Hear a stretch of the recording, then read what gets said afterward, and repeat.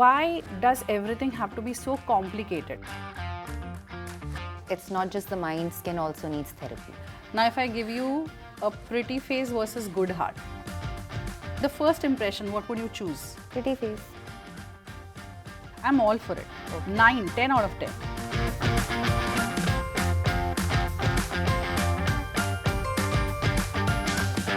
Hi, I'm Prapti and I come from a very everyday family, which means there are 3 of us and we all had 3 respective bars of soap. And it worked out perfectly fine for 2 people in the family and I'm not one of them, which means I started breaking out at the age of 14. And from what was prevalent at that point of time, it was that if you have oily skin, you need to keep it as dry as possible so that you don't break out. Which is a myth, which means if you dry out your skin, you might break out even more. So to tackle myths and trends and everything skincare that confuses us, we have with us Dr. Vrushali. Hello, doctor. Hi Prapti, how are you? Just striving, surviving. How are you? I'm good, thank you. So, doctor, I'm coming to you on behalf of the masses, you know, the naive people who consider skincare very hectic. And that includes me, because when I look at my parents, they had to do nothing. They practically actually just drank water and everything worked out really well for them. And I thought melanin would work out in my favor and I would have to do nothing, but that's clearly not the case. So can you help with the heart palpitation that comes along with skincare? Why, what routine should I follow, or what will happen if I don't have one? So let me talk about what will happen if you don't have one, okay? In that context, I come across a lot of people who often come and tell me that, I don't care about my skin.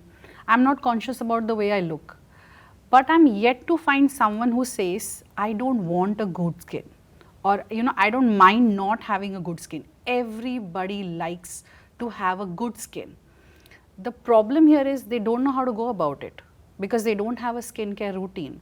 Or they feel, they have an impression that it's too complicated, or it's probably too expensive, or they have to go to a dermat, only then can they have a good skin, So precisely that is the reason why most people don't have a skincare routine.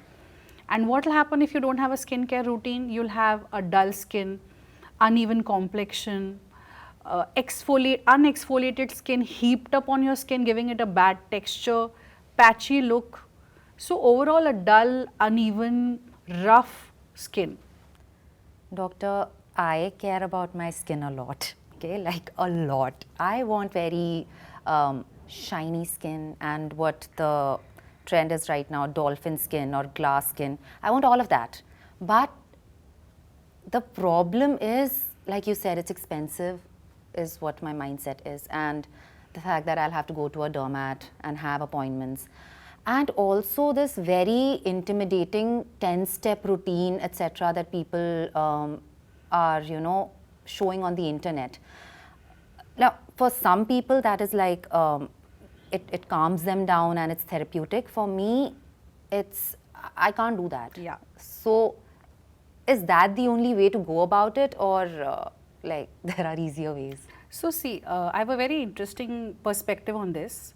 Supposing you brush your teeth every day, do you? Yeah. Twice a day sometimes, right? Now, if I tell you, you have to do 10 steps to brush your teeth, would you be doing it every day?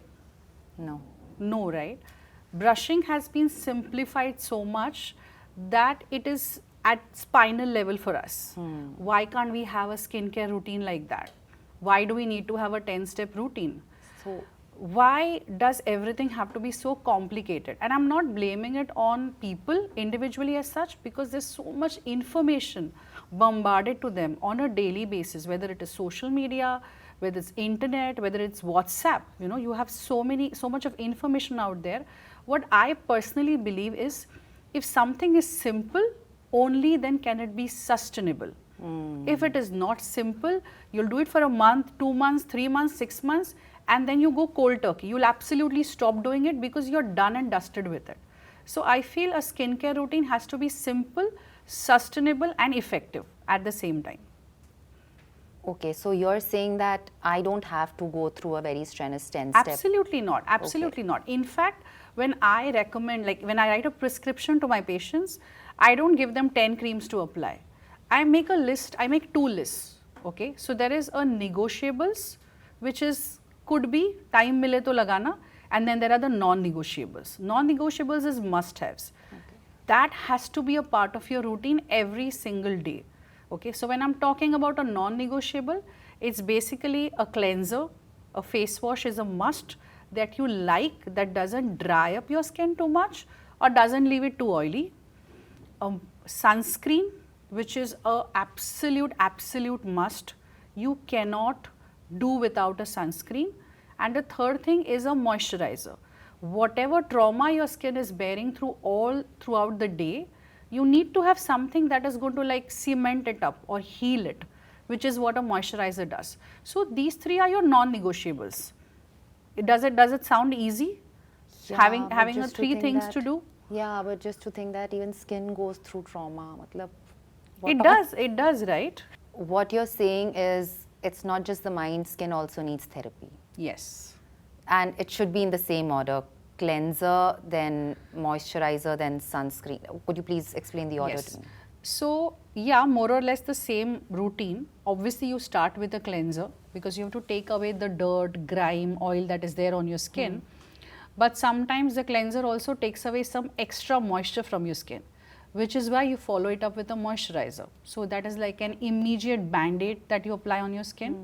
And the last thing on your face is always a sunscreen, because you need to have a layer of protection on top of your skin that is going to protect you from all the harmful effects of ultraviolet radiation, blue light, any kinds of lights for that matter. See, there are people who are very disciplined. They wake up, they go through their daily routine, even work out, and then go for work. And then there are people like me who will wake up, not brush their teeth, have coffee, go back to sleep. It's possible. And then I'll get late and then I'll rush out. Bathing is optional. Don't be like me. So for people like me who are always scattered and rushing, is there a midway where I can skip this and just still have good skin? So, okay, you can't do the 3-step skin, I understand. But you will cleanse your face at least, even if you don't have a bath. Would you do that? If you say so. Yeah. So, I make it a little simpler for you. I can have you use something which has a moisturizer and sunscreen in it both. So, you completely bypass 3 steps and you just cleanse your face and you use a product which has the both of them in it. Okay. That make your life easy? Much. Thank you. So, doctor, when you say a hydrating product or a protecting product, what exactly happens on the skin? Like, how does that glow come about? What really is going, underneath the cell? So, now imagine your skin to be like a wall which has a lot of bricks in it that is held together by cement. Okay. Now, the bricks are like your skin cells, your keratinocytes, and the cement are your natural moisturizing factors which are within your skin. Now, what will happen when your wall is subjected to the pollution and wear and tear and monsoon and summers from outside? The cementing substance will dry up, right? Yeah. The bricks will not be held together and they'll tend to fall, Yeah. allowing the outside dirt or pollution or whatever that is to come inside the skin and destroy the house within. Okay, the sealant, what you call. Yes, exactly. Now imagine if I put a plaster on top of this wall, so it kind of seals the cement, doesn't allow the things of inside to go outside or outside to go inside. Yeah. So the cement is your moisturizer or your hydration, what it does. Okay. Now on top of this, if I put an emulsion so that the sun, when it falls on the skin or on the wall, it is actually reflected or scattered away. It doesn't go inside the skin. So I'm basically increasing the longevity of this wall to stay the same for longer periods of years. So that is exactly what I mean by when I say using a moisturizer and a sun protection. Because I'm not, on one hand, I'm repairing on a daily basis the damage that is happening to the skin, and on the second hand, I'm preventing any new damage to happen to the skin. So I'm balancing both the things and giving my skin the ultimate protection that is there. Okay. Does toner really play a very important role? You know, CTM is what they call it, cleanser, toner, moisturizer. That's a very European way of looking at things. Okay. It based more on their skincare, their skin type. But toner per se, I personally absolutely don't like it. I don't endorse it at all because toners are generally alcohol based. So you cleanse, you tone with an intention that it is going to magically shrink my pores, and then you seal it with a moisturizer fast. But if you completely skip that process altogether, your moisturizer will actually be able to give you a better result, you know, as opposed to using a toner.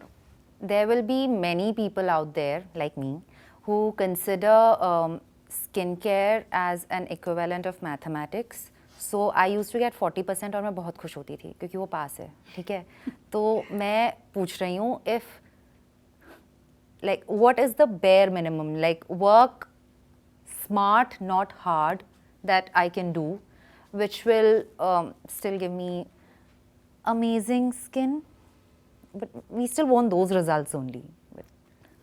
Okay. So this is something which I get a lot during my skincare consultations. Okay. Everyone is like, what is the secret? सबसे कम क्या करना पड़ेगा to get a glowing Easiest skin? way, yeah. So I tell them this very simple formula that I have. एक part तो is genetics. You know, if you've got good genes, you'll have great skin. जिस पे अपना कोई control नहीं, so let's not go there. But then 70-80% of the reason why you could have amazing skin could just be divided with nutrition, hydration, protection. Okay. And then the remaining 10-20% is the treatments that you do, whether it's an anti-aging cream or an anti-pigmentation cream or the dermat procedures that you do. But the core of your good skin health is nutrition, hydration, protection. Nutrition becomes a different specialty altogether. There's a lot of culture, food habits, lifestyle habits in this. But hydration protection is hydration from the water that you drink and the moisturizer that you apply, and protection from ultraviolet rays, blue light and pollution, which is by a sunscreen. So yes, it wouldn't be very wrong to say that if you take care of these three things, nutrition, hydration and protection, you can be very close to achieving an amazing skin, provided you don't have a problem skin like an acne or a pigmentation or something like that. But these two things can pretty much cover most bases. If I talk about skincare right now, I can equate it with perhaps many other people, including my dating life. Okay, it's like we're swiping because we've got so many options. Right. And the better marketed the product, the more it is, you know, attractive. Yes. So in this scenario, how do we choose, not the boy, skincare product? Right. So Prapti, you just mentioned your dating life. I'm going to dig deep. Okay. Now if I give you a pretty face versus good heart, on the first impression, what would you choose? Pretty face. Pretty face, right? So that's exactly what happens with skincare products as well. Something which is in a beautiful bottle with a very nice fragrance, which is beautifully packaged, you tend to get attracted more to it, right? Also, when you have an influencer with a lot of followers talking about it, you know, applying it in a very fancy manner, Yeah. you know, you obviously tend to get attracted to it. Also, there are a lot of trending things that happens, you know, on Google, like there'd be like a ceramide or a niacinamide or a hyaluronic acid, and everybody wants to have a piece of the cake. Also, if you just type something on Google, that also gives you so much information. So the confusion is bound to happen because of TMI, too much of information. So what you really need to tackle this confusion is a science-backed product. So, I mean, we come from this ancestral knowledge as well, right? Because we have our parents telling us use turmeric with, you know, milk and apply it on your face, and that is good. And then there are these vegan products, and then Cruelty-free products. Cruelty-free. There is, yeah, exactly. There's so much happening. Where do I know the research begins and, you know, ends? Where do I know that, you know, science has come into picture? See, I'll tell you a simple example. You see an influencer on Instagram promoting a skincare product. So she's saying, this is the product. This is where I used it. Probably say a dark circle cream. I used it over here. And it worked great for me, my dark circles went away. Perfect. This is what we call in scientific terminology an anecdotal story. Anecdote is a story.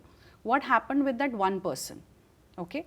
But when I write a science-backed product, in addition to my personal experience of using that product over hundreds of patients, that knowledge about that product has come from a medical book or medical literature or the journals where multiple doctors, multiple scientists, researchers have done years and years of research and a very systematic research at that, okay? Not just ki tumko kaisa laga, it's about how much product they used, how much result, they quantify the result, what was the side effect profile. They did comparative studies. So there's a lot of R&D that happens when you go for a science-backed product which is tested on thousands of patients as opposed to doing a testing on an individual influencer who is using that product on herself and she says it works for her. What works for her may not work for you because she doesn't have the science backing that a science-backed product has. Or the same skin type Yes. also. Okay, yeah, okay. What are the products that you recommend that people with acne-prone skin should look at, or what are the ingredients we should be looking at? So there are a lot of ingredients, but in general, what you should be looking at it has to be essentially non-comedogenic. It's generally written on the product. Okay. When I say non-comedogenic, it means it doesn't have a tendency to clog your pores and cause comedons. Comedons are nothing but blackheads and whiteheads. So product should mention that. Secondly, I think fragrance free is what a product should mention because most of the people who have acne are using some or the other anti-acne cream that tends to dry up your skin and make it a little more sensitive and irritable as well. So having a fragrance is a very solid irritant. So the product has to be fragrance free. Gentle products, very important. You can't have a harsh product given to an acne person because he's already using these products which are irritating his or her skin. So these things you cannot, so all skin types is generally the normal skin types. That's what they mean. But acne prone skin, you have to be extra careful. And lastly, a product which is as close to the skin pH as possible because that would be really gentle on the skin. So non-comedogenic, number one, very important, fragrance free and near skin pH. Right now, if we look around us and if we look at the reigning standards of beauty, there is a certain skin type that is prevalent. There is a certain way that beauty has been shown to us and healthy skin has been shown to us. It's like flawless, no dark circles, no blemishes. There are times when, you know, freckles come in as the new trending thing and otherwise it's not. But can it, like, is it possible that imperfect skin can be healthy? Is it possible that there is pigmentation but the skin is healthy, that there is acne but the skin is healthy? Is there a possibility for that? So when I say I have healthy skin, it means I have well hydrated skin. I have a good texture. When I say I have a good texture, I mean to say it's not rough. So when light falls on my skin, it gets reflected and doesn't get scattered, which is why you see the glow from the cheeks when it comes, right? I have open pores, but they are not clogged. Okay, a lot of people have this question that, you know, how can I get rid of open pores? They are not windows that can be closed or opened. They are just there. What you can ensure is they are not getting clogged. You do get occasional acne once in a while, you know, you can have a premenstrual or a pre-cycle flare-up. You can still have acne scars. That's a telltale sign that an acne has been there in the past. So your skin will have a uniform color. But having said that, your under eyes would be a little darker because the skin there is a little thinner. Your underarms will be a little darker because of the friction. Your groins will be a little darker. There's a chance your elbows, knees, knuckles are all going to be darker. So this is all healthy skin. This is not imperfect skin. When you see something like that on the camera, there's a lot of body makeup. There's a lot of photo editing. There's a lot of filters that are used. So that is not the idea of a perfect skin. Or a healthy skin, even for that matter. You don't even know if they are healthy just because they are looking perfect. So healthy and perfect are not mutually inclusive. So by now we have established that you're completely against pretty packaging. Yes. And fragrances. Yes. So what is the one thing that you actually look for in a skincare product? Like, what is it that just clicks? So let me come back to the fact that we are a tropical nation, okay? So anything which is heavy on the skin will neither be acceptable to the person nor the doctor who is prescribing it. So when something is lightweight, water based, it is very easily absorbed into the skin and it doesn't feel very heavy on the skin. So if I were to choose an aesthetic quality, it would be lightweight. Okay, something that's sitting very lightly on the Yeah, and skin. you don't even feel like that you're wearing something. All right, okay. I have PCOS, and I'm sure now it's so common, like 2 out of 3 women have PCOS. So our skin is never going to, you know, be even throughout our lives. It's not like, for me personally, there are breakouts that happen for no reason at all. And is there any basic skincare advice that you would have for people with PCOS and PCOD? See, so for PCOS and PCOD, I can't have a basic skincare advice. It will be more of a customized skincare advice because, you know, oily skin, dry skin, open pores, how much of acne, how severe the acne. But there are some non-skin things that I would like to tell a PCOS person. Okay. Number one, make physical activity a part of your life. It's super important, you know, 5 days a week. It could be anything. It could be brisk walking, it could be Zumba, it could be weight training, it could be running, jogging, anything, dancing, whatever rocks your boat. But make it a part of your life. Increase the protein content in your diet. I personally don't like to be told, don't eat this, don't eat that. I would rather be told what you should increase in your diet. So automatically the carbohydrate craving goes down. When you increase the protein content in your diet, that works very well.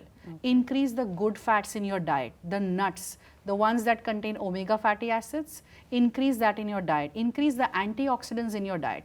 So incorporate a whole fruit as a part of your daily routine. Okay. So these small things will help you reduce the number of your dermat and gynec visits that you would need.